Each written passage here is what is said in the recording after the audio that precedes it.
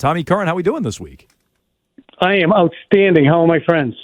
We're all doing wonderful, I think. We've been talking quite a bit of Patriots here today, which is a tough topic these days.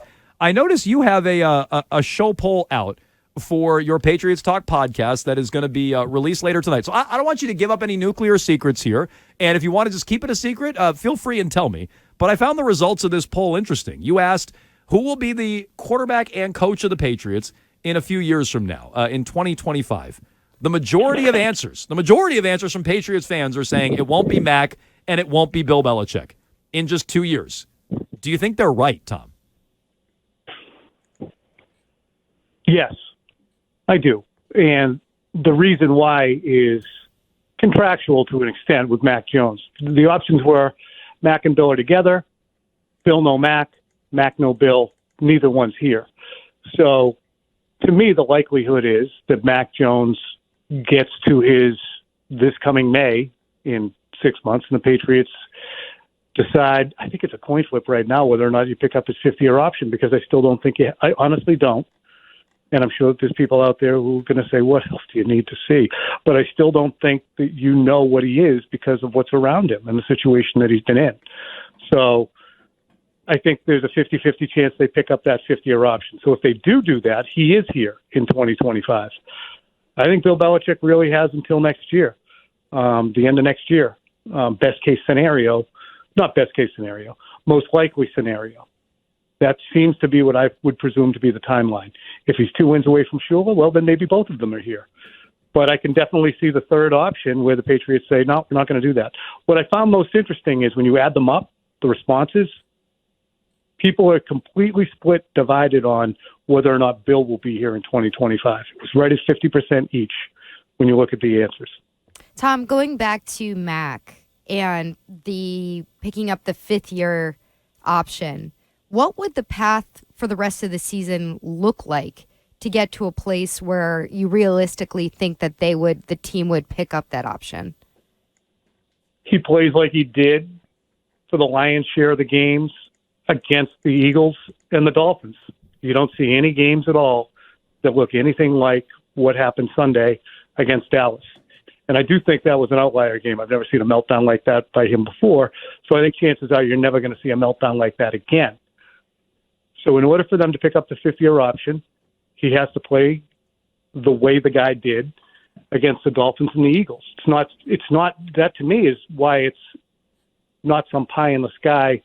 Hey, maybe if everything happens, play like you did against the Dolphins and the Eagles for the lion's share of those games. That means erase the red zone pick on a throw towards Devontae Parker. That means erase the high throw at the beginning of the game that got picked and returned for a touchdown. So if he plays like that, then the Patriots are in a position where they're like, okay, what are we going to do? Where's the improvement? Do we just give ourselves one more year with him and see how he's playing in 2025? Do you think we'll see any game this year in which Max saves the team in the game? I don't, because we haven't seen it yet. And he is such a product of what's around him. Everything he does is based on what's around him. That's why it's such a, as RG3 said this week, and we've all said it at previous times as well, it's coaching malpractice. Put a stationary quarterback behind an offensive line you didn't invest in, with wide receivers and tight ends who, when you did go in and spend on them, you bought the wrong ones in Nelson Aguilar and Jonnu Smith. Well, maybe Jonnu wasn't the wrong one to buy. You just didn't use them correctly. Whatever. It is malpractice to put a stationary quarterback who is very much a system, point guard, and ask him to be Russell Westbrook. You can't do it. You got to be, as Andrew Callahan said, he's Matthew Dellavedova. At his best, he's Stockton. But you can't ask him to be a scoring point guard. Ouch. I mean, that is at Dellavedova. Yeah, wow. well, Dellavedova looked pretty good when he was in the finals, didn't he? Why? Yeah. Because he was with Cleveland. Because he was with good players. Why does Brock Purdy look good? Go ahead, Christian. Sorry. Yeah, because he's surrounded by good players. That's true. Speaking of good players, I haven't heard from you on this yet, but what's your take on the J.C. Jackson trade? And also, do you think the Patriots will be active in the trade market before the deadline just to improve their roster? Maybe not so much because they have a bunch of injuries. Do you think that they could get active for some of the bigger names that are out there?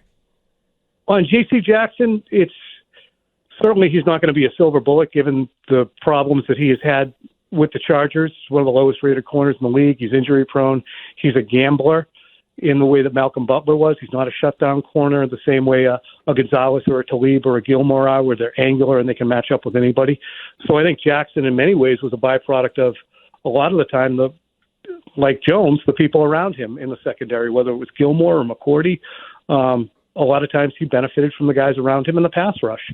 So I think that the J.C. Jackson you saw with Los Angeles was somebody who was miscast as a one who was more of a ball hawk beneficiary of the guys around him.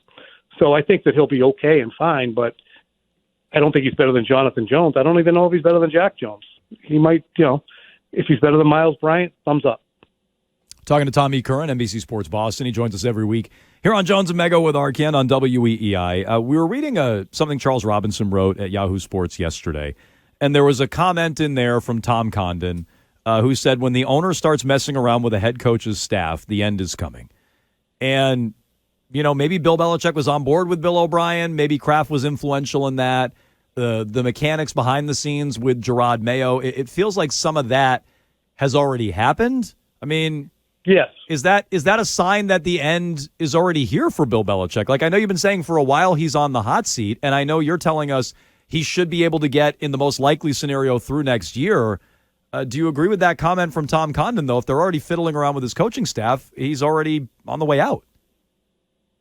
I don't know. I don't know how much history there is that Tom Condon, who was, a super agent for decades and played in the league, I don't know how much history he's seen it happen, but you are 1,000,000% correct. That was the Bill O'Brien hire was not necessarily influenced by Kraft as much as orchestrated by Kraft.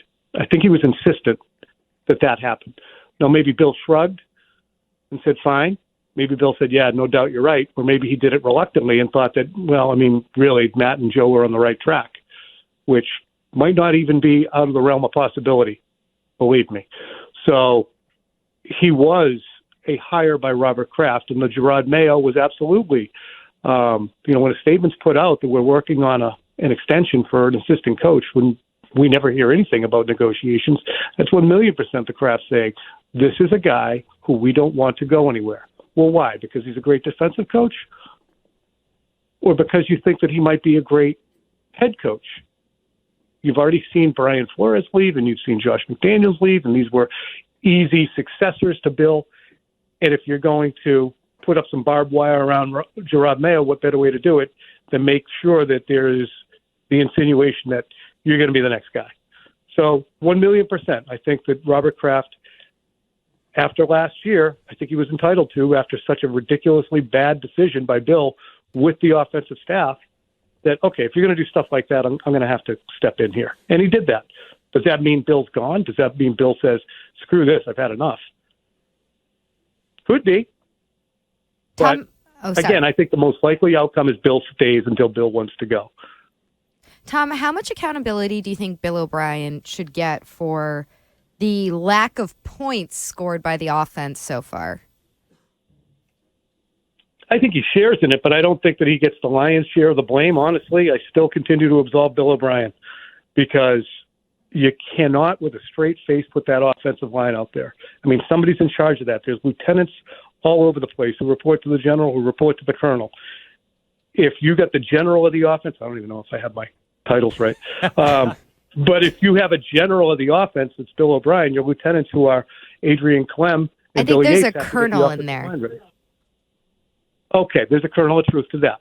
So when you look at the situation, I don't think that you can hold Bill O'Brien necessarily responsible. I mean, that's pilot error. There was the flight map last weekend did not say throw it across the field a couple times, see how it goes, or panic on the sidelines and throw it into the navel of, J-Ron over there. I mean, that was he was off the flight path by a couple hundred miles.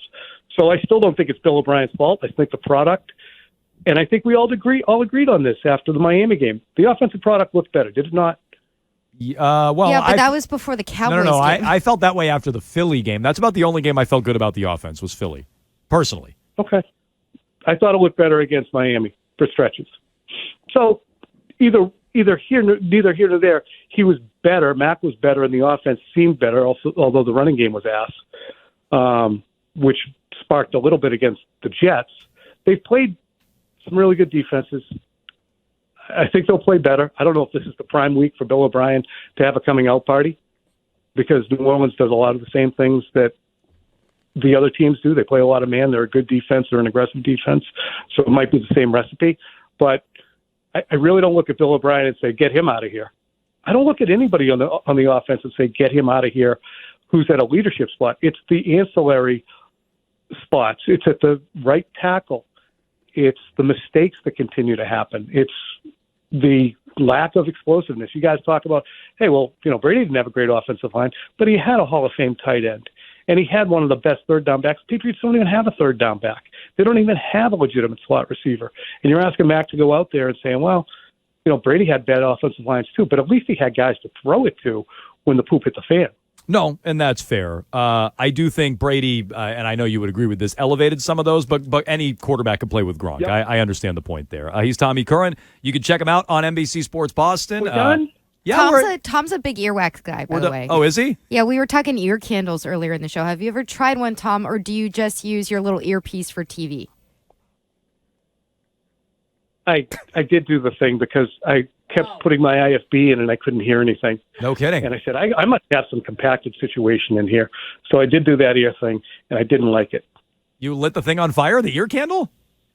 Or you did I went to somebody to do it. Yeah, right. Oh, but the candle or the water that drains your ear. Yeah, they did the wax. They dripped the wax in your ear, and then Wow. they did it. I had never even heard of that. I think we're going to do it in studio, so you have to come back in studio with us so we can all do it together.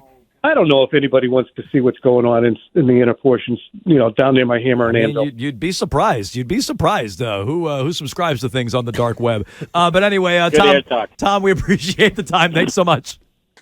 See you guys.